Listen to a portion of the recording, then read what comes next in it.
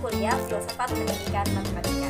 Baik, sebelum kita bahas lebih panjang mengenai kebenaran dan sikap ilmiah, yang pertama akan kita bahas mengenai manusia dan kebenaran. Menurut Ford, tahun 2006, kebenaran atau truth dapat dibedakan atas 4 macam. Yang pertama yaitu kebenaran metafisik, yang kedua kebenaran etik, yang ketiga kebenaran logika, dan yang keempat atau yang terakhir yaitu kebenaran empirik. Kita akan bahas satu persatu dari kebenaran-kebenaran tersebut. Yang pertama yaitu kebenaran metafisik. Kebenaran metafisik yaitu merupakan kebenaran yang paling mendasar atau kebenaran yang paling puncak dari seluruh kebenaran. Contohnya seperti ilmu agama atau kebenaran-kebenaran iman. Yang kedua yaitu ada kebenaran etik. Kebenaran ini merujuk pada standar moral atau profesional tentang perilaku yang pantas untuk dilakukan. Selanjutnya yaitu ada kebenaran logika. Kebenaran logika ini memandang sesuatu dianggap benar apabila memenuhi secara logika atau secara akal. Selanjutnya yang keempat yaitu kebenaran empirik. Nah, kebenaran ini dipercayai melandasi pekerjaan ilmuwan dalam melakukan sebuah penelitian. Oke, selanjutnya kita bahas mengenai teori-teori kebenaran. Ada 3 teori kebenaran. Yang pertama teori korespondensi, yang kedua teori koherensi, dan yang ketiga yaitu teori pragmatisme. Kita akan bahas satu persatu.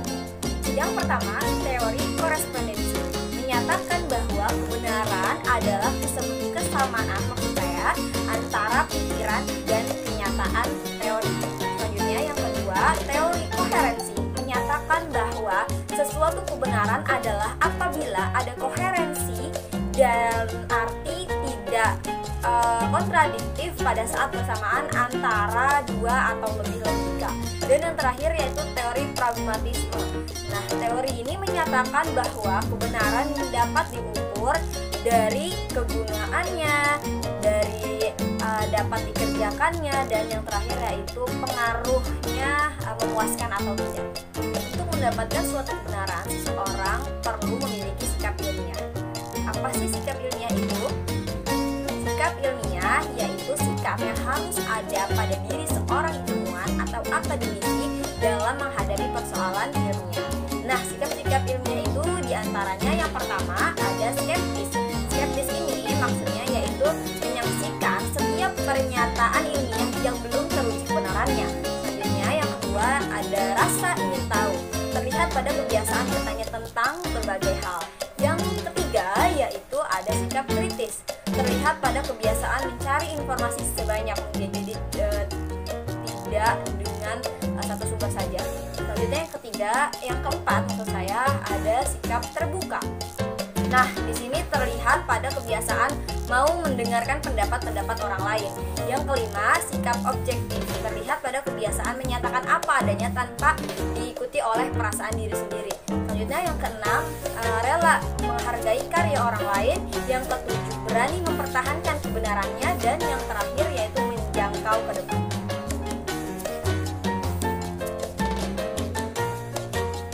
Selanjutnya, selain memiliki sikap ilmiah, seorang ilmuwan atau seorang akademisi juga perlu berpikir secara ilmiah. Nah, ada konsep berpikir ilmiah. Terlebih dahulu kita akan membahas mengenai definisinya.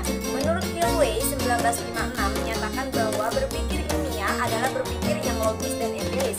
Sedangkan menurut Salam 1997 menyatakan bahwasannya berpikir ilmiah adalah yang pertama proses atau aktivitas manusia untuk menemukan atau mendapatkan ilmu. Selanjutnya berpikir ilmiah juga menurut Salam adalah proses berpikir untuk sampai pada suatu kesimpulan yang berupa pengetahuan. Selanjutnya ada hakikat berpikir ilmiah. Berpikir dengan mendasarkan pada kerangka berpikir tertentu, inilah yang disebut sebagai penalaran atau kegiatan berpikir ilmiah. Nah, untuk mendapatkan suatu kebenaran, kegiatan penalaran harus memenuhi 2 syarat. Yang pertama, logis, dan yang kedua, analitis. Logis maksudnya yaitu berpikir yang memenuhi pola pikir atau logika. Dan sedangkan analitis yaitu dalam penelitiannya atau dalam pemikirannya perlu melibatkan suatu analisis. Selanjutnya ada metode berpikir ilmiah. Ada 2 metode. Yang pertama ada metode induksi dan yang kedua metode deduktif. Metode induksi yaitu cara menganalisis ilmiah yang bergerak dari hal-hal yang bersifat khusus atau individu menuju pada hal yang bersifat umum atau universal. Sedangkan metode deduksi adalah kebalikannya, yaitu cara menganalisis ilmiah yang bergerak dari hal-hal yang bersifat umum atau universal kemudian ditetapkan dengan hal-hal yang bersifat khusus. Selanjutnya ada langkah-langkah dalam berpikir ilmiah. Yang pertama, merumuskan masalah, merumuskan hipotesis, mengumpulkan data, menguji hipotesis, dan yang terakhir yaitu merumuskan kesimpulan. Dalam pembahasan kali ini kita juga akan membahas mengenai berpikir sistemik atau systemic thinking. Systemic thinking artinya memikirkan segala sesuatu berdasarkan kerangka metode tertentu, ada urutan dan proses pengambilan keputusan. Berpikir sistemik adalah kombinasi dari yang pertama analytical thinking dan yang kedua synthetical thinking. Analytical thinking maksudnya yaitu kemampuan mengurai elemen-elemen suatu masalah, sedangkan synthetical thinking yaitu kemampuan memadukan elemen-elemen tersebut menjadi kesatuan. Nah, adapun langkah-langkah dalam menerapkan berpikir sistemik yaitu sebagai berikut. Yang pertama, kita perlu mendaftar dan menemukan elemen-elemen permasalahan yang ada terlebih dahulu. Selanjutnya yang kedua, baru kita bisa menemukan tema atau pola umumnya. Nah, pada pembahasan ini juga ada istilah sistem thinker atau sistem thinker ya. Saya sistem thinker melihat sebuah permasalahan setidaknya dalam 3 tingkatan. Tingkatan yang pertama yaitu kejadian, event.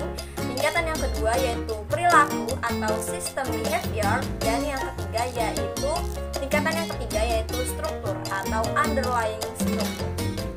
Nah, teman-teman, itu dia pembahasan kita kali ini mengenai kebenaran dan sikap ilmiah. Jika masih banyak kekurangan, teman-teman bisa langsung aja tulis di kolom komentar, masukkan serta sarannya serta kritikannya